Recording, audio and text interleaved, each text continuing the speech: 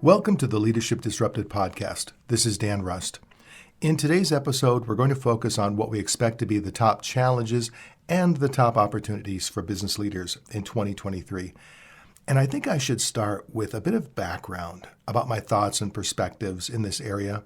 I spend a lot of my time every week having conversations with what I like to call working leaders. While I certainly have conversations with CEOs and other executive leaders of large global companies, I often find that those conversations are a bit too, first of all, careful. I appreciate that they have to be cautious with what they say and share, and they have to choose their words carefully.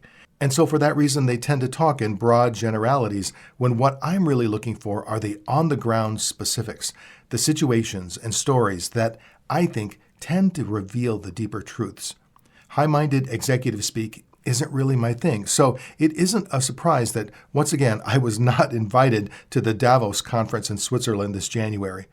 This is the World Economic Forum event where government leaders rub shoulders with big business, big philanthropy, big media, and other cultural leaders to, as they say, shape global, regional, and industry agendas for the rest of us. Doesn't that sound great? Each year, business leaders and heads of state give lectures and they speak on panels about topics ranging from gender equality and venture capital to mental health and climate change. The real meetings happen behind closed doors and at private dinners, however. The rich and powerful use the event as a chance to network and hash out their differences out of the public eye. And like I said, this year, once again, my invitation never arrived. So during that same time in January, I had one-on-one conversations with people like the CEO of a $50 million manufacturing company in Ohio, the VP of marketing for a global food distributor, the director of sales for a farm implement dealership, the head of human resources for a large consulting business in the UK, and the CEO of a cryptocurrency startup based in Singapore, and lots of other folks who, again, I like to call working leaders. I have conversations with people like this every week, and it's the best part of my job.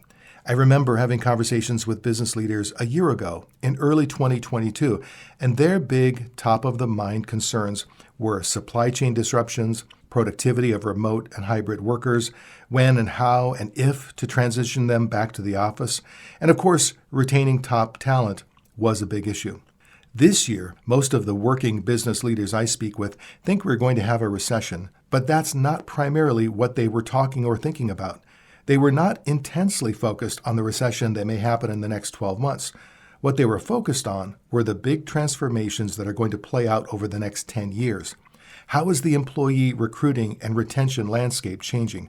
How is AI and other technology going to completely transform their business? How are companies going to reconfigure their supply chains to deal with the geopolitical challenges and the need for resiliency that's come up in the wake of the pandemic? Many of them are saying that we recovered from the pandemic and the world has changed permanently in some fundamental ways. So now we have to rethink what we do, or we may not be around 10 years from now.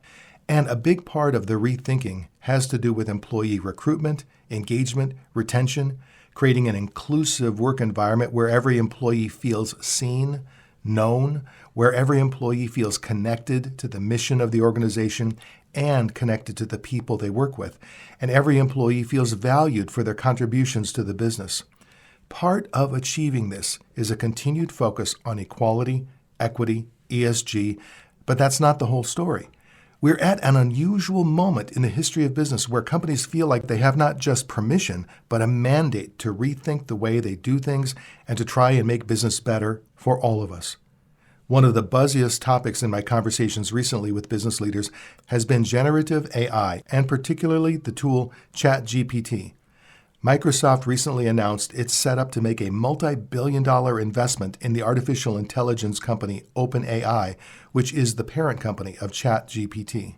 ChatGPT is technology that is accessible and free to anyone on the web. Type in a request and it can write legal documents, software, even school essays. If you haven't already, I encourage you to set up a free account, log in, and give it a test drive. Some of the results will make you laugh, some will give you pause, some may even scare you a bit, because ChatGPT is just one of the latest AI technologies that are here to shake things up. We are on the cusp of this extraordinary period that has great, exciting possibilities for things we can do to solve problems and build great businesses. But we also have these massive uncertainties and threats, and ChatGPT and the promise of generative AI is a perfect example of that. Great possibilities, massive uncertainties and threats, and how do we balance these? This is technology with incredible potential to do a lot of good, to make people incredibly more productive, and at the same time, a lot of people are very concerned about the potential for supercharging misinformation, making it very easy for people to create vast amounts of untruthful stuff that they can put out on the internet. People are very worried about its potential in cybersecurity. It makes it very easy to, at the very least, create very convincing phishing emails. And a number of cybersecurity companies have found that they can also use it to write malware. But let me back up just a bit for anyone who might be new to this topic. What exactly is ChatGPT?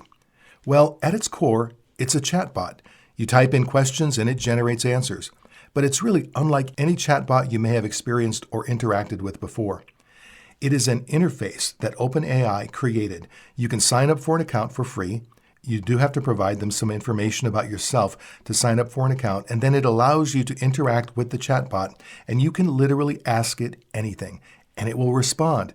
And people have been using this not just to sort of have a casual conversation, but to ask it to do specific tasks.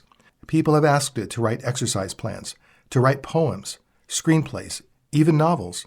People have asked it to design business plans in response to specific business challenges. And also, as I mentioned before, people have asked it to create software, including malware in some cases. But you can ask it to do pretty much anything, and it will take a stab at doing it. It responds with natural language text. Now, some of what it says will not be true. ChatGPT does tend to invent things. That's part of its unique power. So it will sometimes invent information.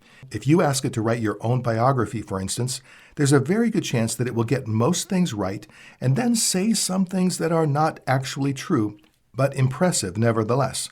So it is definitely not perfect.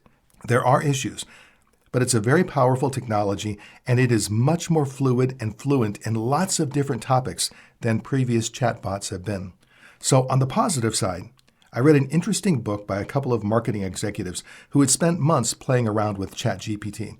And they said it's kind of like, imagine you want to come up with a marketing plan for a new product from your company. Normally, what you might do is you go to a couple of two-year associates and you say, hey, give us 10 ideas for how we could market this product with some operational details and budgets. And they might spend a few weeks and come back and they give you a list of 10 options, and then you really dig in and figure out which of them are not viable and which of them have real potential, and you do your due diligence, etc. What we are saying is ChatGPT can basically do the job of those two-year associates, but do it in 3 seconds.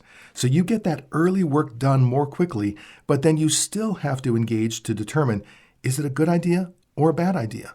What are they missing, etc. So it's a very good kind of first draft for a lot of business projects, exercises, and tasks. You can see it now, even when it isn't perfect, as a tool that can make business much faster and much more efficient than it is today. People are using it in this way right now. And then there's a whole group of companies that are building on the underlying technology, which are these things called large language models. And there are a whole bunch of startups that have created businesses that kind of hook into the ChatGPT API that OpenAI offers. And so then you can have it do, in this case, specific tasks.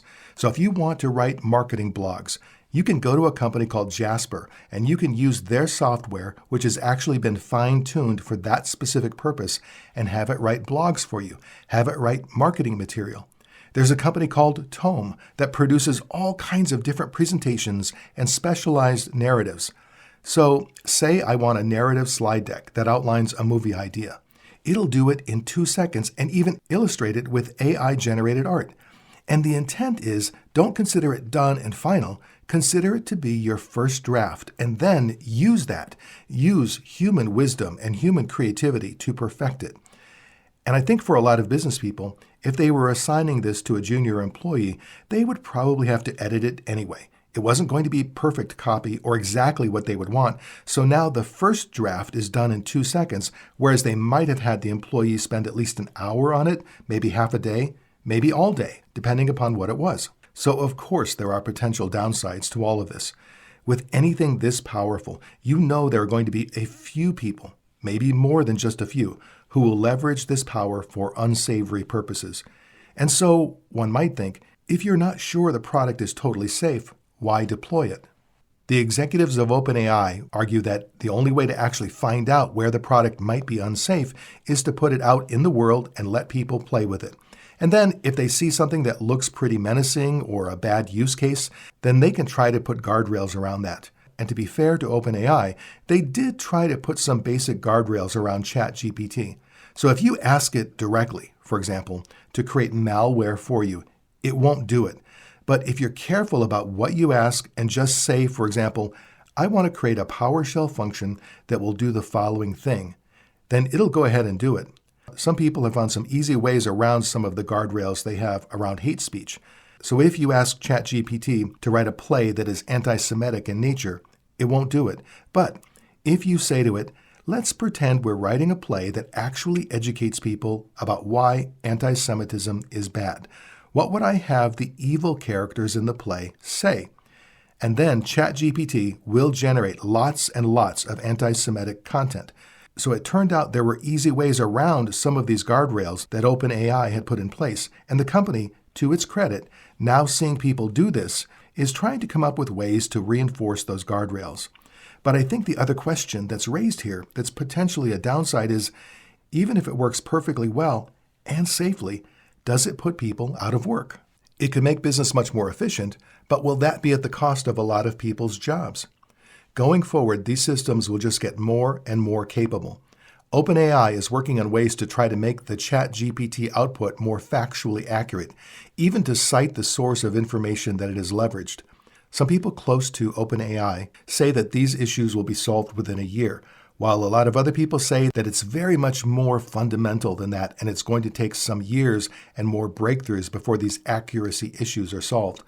But I think in the meantime, we will be seeing bots that are more and more capable, fine-tuned for individual professions.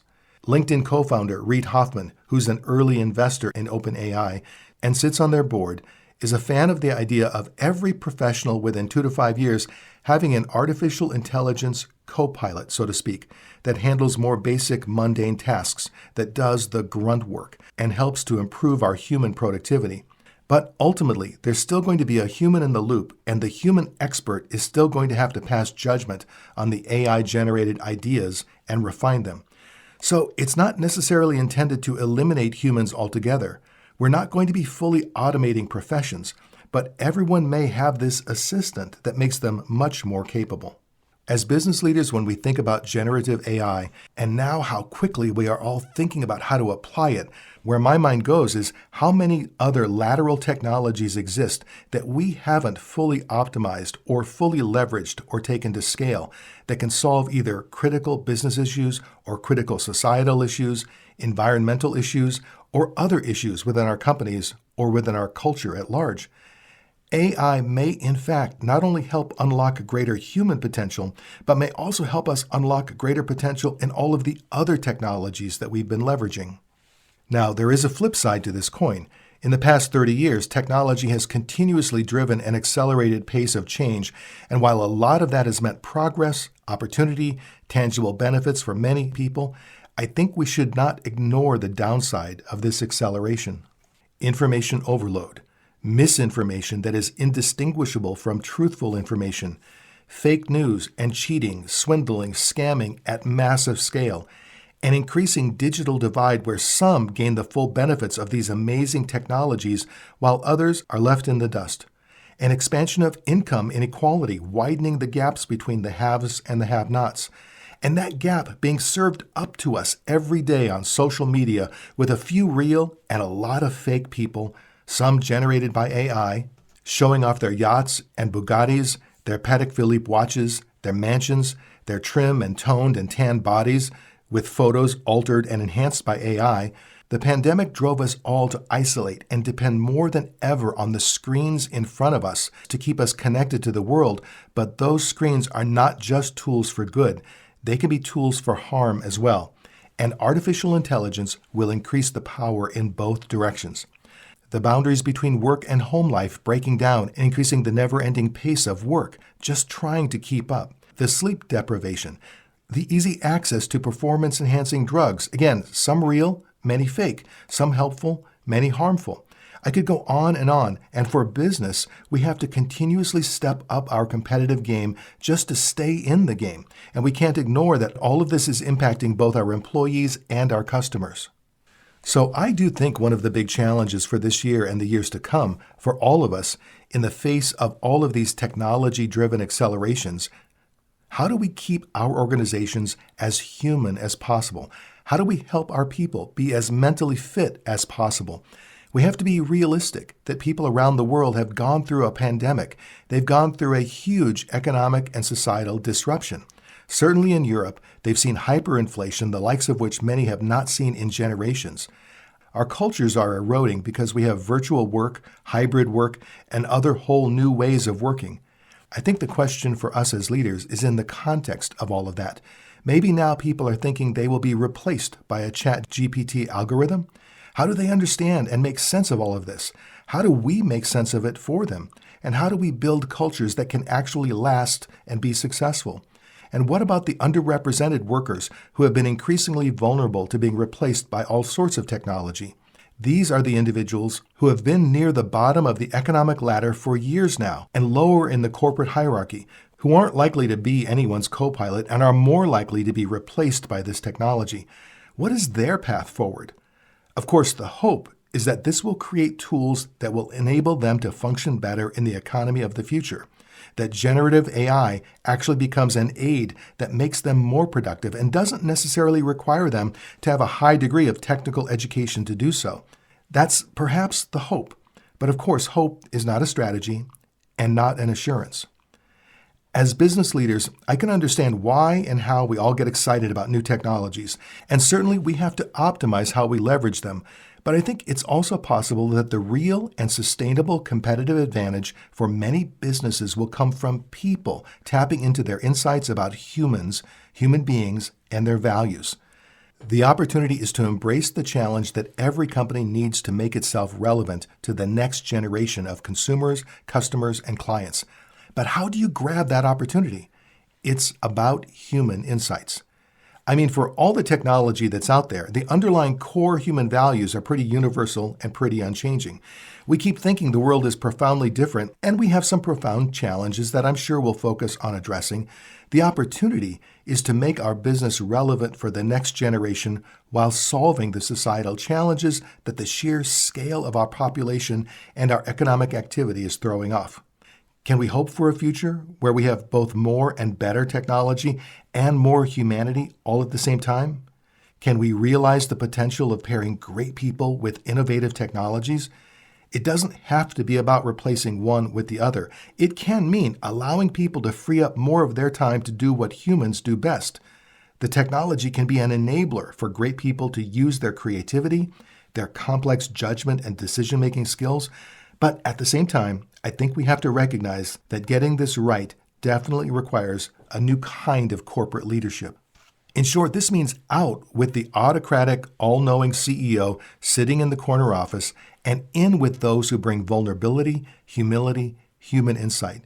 And this is easy to say, of course, and hard to do, but those are leadership attributes critical to unlocking the creative talents of the workforce in such a dynamic economy.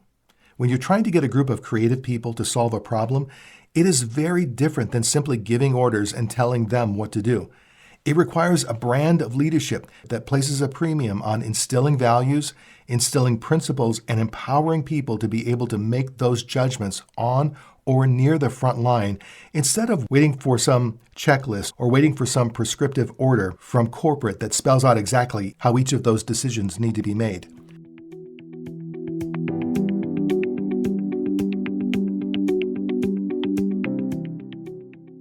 So continuing the look forward into what we should expect as business leaders in 2023 and beyond, At this point in time, we're almost 3 years out from the uprisings of 2020 in the aftermath of the murder of George Floyd.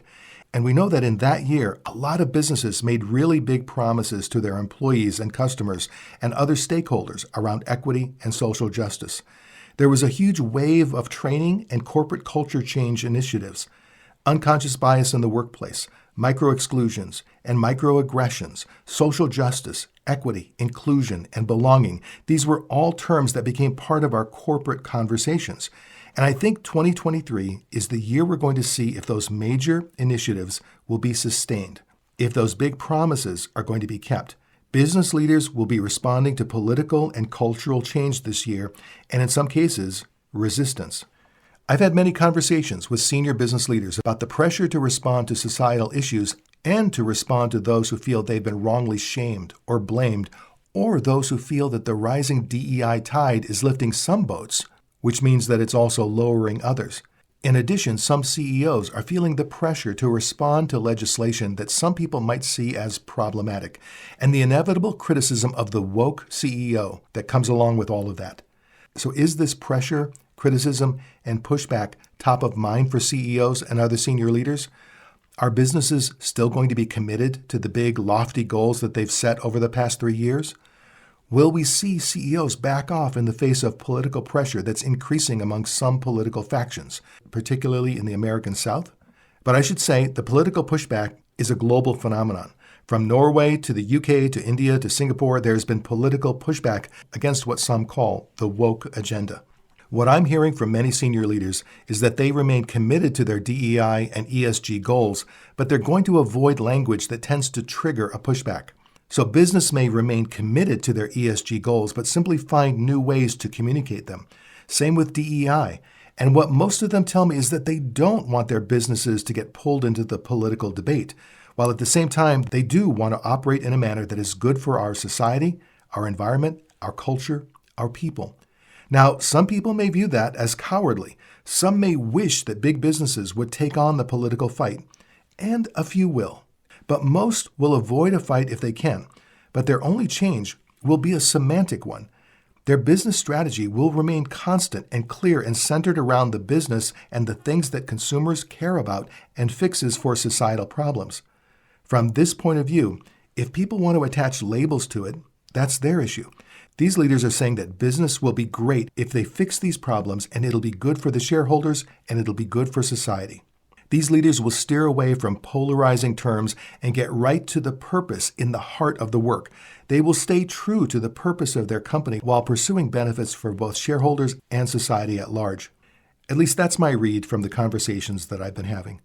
I think for all of us as business leaders, we have to be exceptionally clear on the purpose and mission of our individual enterprises, clear that when we deliver on that purpose and mission, we actually do the best thing for ESG and DEI, and the specific words or acronyms don't really matter if we actually deliver on our missions in a sustainable way. Now, of course, some employees will be immediately suspicious if they sense a change in the language, a shift in the narrative. And look, we live in an age of skepticism, and people are very skeptical when they hear companies or CEOs say anything. And people are looking for any inconsistencies. So changing the narrative of DEI and ESG while remaining true to the vision and commitments won't be an easy navigation. But the other thing to remember is that while CEOs may not be fully trusted, they are, according to surveys, more trusted than government officials, more trusted than NGOs, than journalists, and the media, to be sure. And so, I do think they have an opportunity to win back the narrative. And you have to remember that business leaders are being asked to weigh in on the societal problems, in part because government has failed in so many cases. So it's a void that many of them feel a need to fill. The underlying challenge is that talent in government has declined, and in general, talented people don't go into government. And so you have a void because you look up and you don't see government leaders who have the talent and capability that maybe we did a generation ago, and people are looking for leaders to step into the void, which is why I think business leaders are asked to comment on social topics. And again, this is a global issue, not just an American one. Let me give you just one example of a company that is focused on making a huge societal impact, is totally committed to ESG and DEI principles, but is navigating these with language and communication that avoids triggering a big pushback response. The name of the company is Grab, and through their Grab app, they serve millions of users across Southeast Asia. Grab is an amazing story. They operate in 8 Southeast Asian countries. They're a leading ride-sharing service and the leading food provider. Plus, they're turning into a kind of on-the-road bank with financial services for people. So they're one of these super apps that is responding to many of the needs of society. Here's how they think about their social mission. The legacy of the pandemic left income inequality in a really bad place, especially in developing countries. And when there's income inequality, there's also a digital divide. What takes place, especially in election seasons in the region, they're seeing propaganda, they're seeing hate speech, they're seeing all of this polarization taking place. And when polarization takes place, they see extremism on the rise. And it's not just a Southeast Asian thing. We're seeing this in many places, unfortunately, and that causes real social fragility. So what can Grab do about this as a business? That was their call to action. At Grab, they think about which groups are vulnerable, which groups are susceptible to extremism, and know that this tends to be those in the bottom 40% or bottom 60% of the economic spectrum. They asked themselves, how do we target them? So for Grab, they basically said, anyone who has a motorbike, we will empower you. We will give you an opportunity to do business immediately. If you have a smartphone, within 30 minutes, they empower you to do business from the side of the street in Manila, Jakarta, wherever it is you start earning money. Their CEO, Anthony Tan, was quoted as saying, the best way to fight extremism is creating rice bowls, meaning creating economic livelihood to create economic inclusion. That is the best way to fight real, harsh extremism. And for Anthony Tan, it isn't just a moral responsibility. It is existential. He deeply feels the reality that his business will fail if society fails. So one of my predictions, if we want to use that word, for 2023 is that business leaders, in many cases, will be more deeply connected to their DEI and ESG goals, even if their language or narrative changes. The Walt Disney Company is one big example of that. When Governor Ron DeSantis and the Florida legislature passed what became known as the Don't Say Gay bill, and yes, I do understand that the bill didn't exactly state that, but Disney took a very public stance against the bill and ended up picking a big fight with Governor DeSantis. And it arguably is going to cost them hundreds of millions of dollars. But if you're really paying attention to the narrative coming out of Disney in the past few months, they have toned down their rhetoric while still fully maintaining their commitment to LGBTQ employees and customers. But they've stepped away from the political fight, even when it's clear that DeSantis is attempting to bait them back into the fight, because it's a fight that serves his political purposes, but it doesn't serve Disney's business interests. So what Disney has done represents one of my predictions for this year. I'm not saying it's right or wrong of them to do so, just observing that this is one of the trends I'm seeing.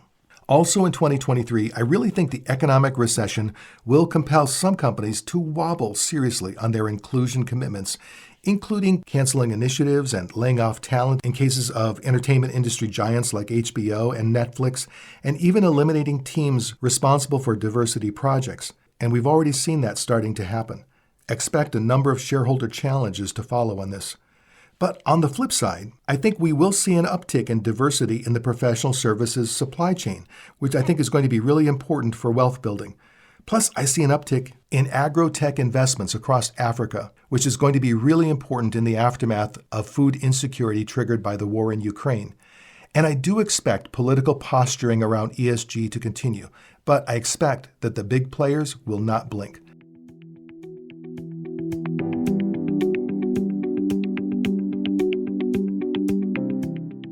So let me wrap this up by asking, what kind of leader will you be in 2023?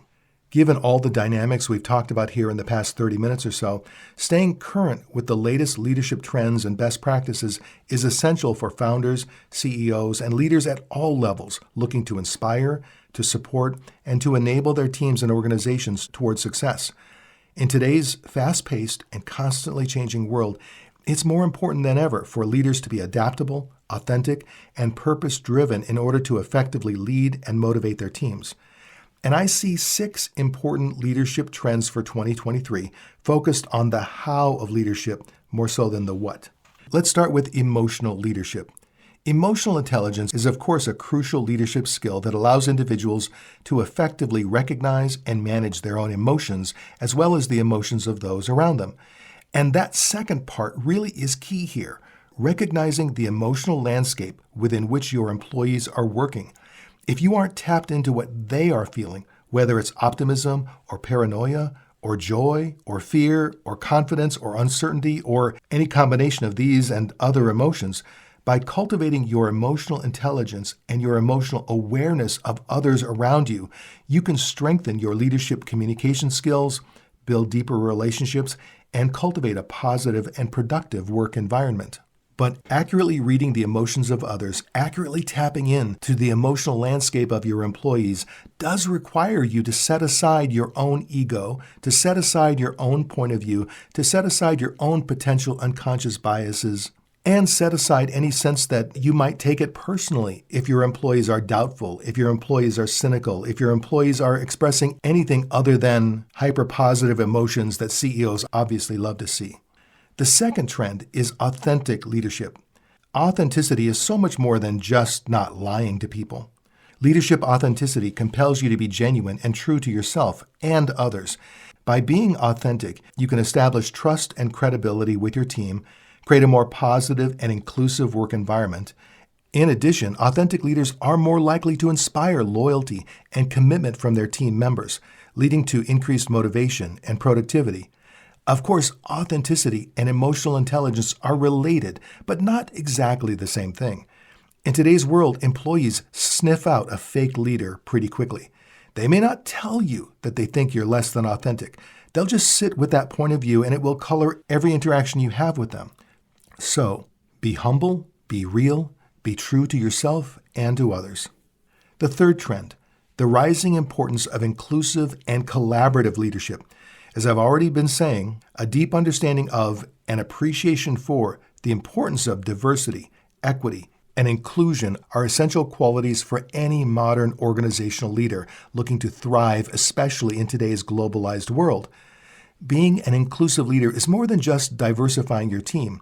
It's creating a sense of belonging for each and every team member. By fostering an inclusive culture, leaders can tap into the unique perspectives and ideas of their team members, leading to increased creativity and innovation and collaboration. Collaborative leadership, or the act of working together with others to achieve a common goal, can lead to improved outcomes and increased innovation. By encouraging collaboration and inclusion among team members, leaders can tap into the unique perspectives and ideas of their entire team, leading to more creative solutions and a stronger sense of shared ownership and responsibility. Inclusive and collaborative leadership can also foster a sense of community and belonging within the organization, leading to increased motivation and engagement among team members. Trend number 4, flexible and agile leadership. The COVID-19 pandemic has fundamentally changed the way we work, with many organizations now embracing remote work and flexible scheduling with a goal to improve work-life balance for their team members, potentially attracting top talent from a wider geographic area. The flexible leader recognizes that their team members have full and meaningful lives outside of work, and that by providing autonomy and flexibility, they can demonstrate their trust and respect in each team member. Agile leadership is closely related to flexible leadership, but not exactly the same thing. Agile leaders possess the ability to adapt and respond quickly to change, viewing challenges as opportunities to learn and grow rather than obstacles to overcome. The agile leader can effectively navigate change and help their team members do the same. Agile leadership is critical in dynamic workplaces and can lead to more productive, creative, innovative, and adaptable teams. Leadership trend number 5, healthy and mindful leadership. Self-care is an essential leadership skill that is more important than ever with today's nonstop hustle culture and business pressures. With the increase in remote work and the added stress of the COVID-19 pandemic, it is crucial for leaders to prioritize their own well-being in order to effectively show up for their teams and organizations. Mindfulness and a healthy lifestyle can improve cognitive function, enhance problem-solving skills, and increase creativity, While it's true that increasing self-awareness is a key aspect of mindfulness practice, the intent is more than awareness of one's individual self. The intention is to cultivate a wider and more inclusive perspective, aspiring to loosen concern about oneself and expand beyond our narrow personal point of view. By incorporating mindfulness and health practices into their leadership style, leaders can improve their own well-being and create a more positive and productive work environment for their team. The healthy and mindful leader has the ability to stay present and focused, allowing them to drive towards success and stay ahead of the competition. And finally, trend number 6, purpose-driven, culture-focused leadership.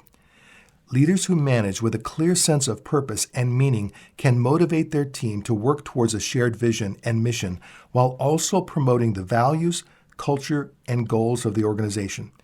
The purpose-driven leader understands their own intrinsic motivators as well as that of each team member and finds ways to connect the work to the things that matter most.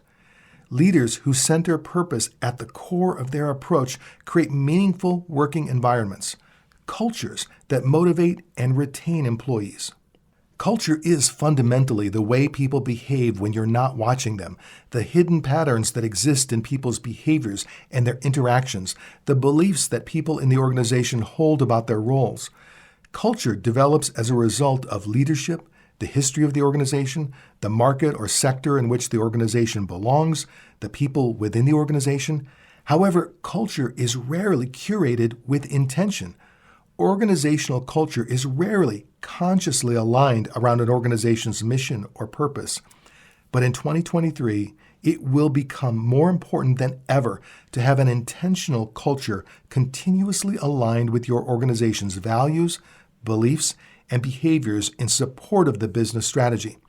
Organizations that are purposeful about this culture strategy dynamic will routinely outperform their competition that lack focus in this area.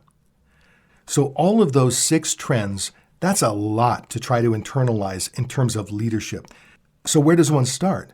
Well, although there are 6 distinct trends or approaches, each one links to the others, so improvement in any of these areas will have a positive impact on the others. So start anywhere, but do start. By embracing these 6 trends and incorporating them into your leadership style, you can improve communication and relationships, create a more positive and inclusive work environment, navigate change more effectively, and inspire your team members to work toward a shared vision and mission. And if you're struggling right now to remember all 6 of those trends, just check out the podcast show notes, and I'll include those details there. Okay, that is all for today. Whatever podcast app you're using to listen to this program, obviously I hope you'll like and share and subscribe to this podcast to be notified when new episodes get posted every Tuesday. In future shows, I'm going to invite working leaders who have practical, real-world advice to share. And of course, I invite your questions and comments, which will also guide the direction of future shows. And so with that, thank you for listening to Leadership Disrupted.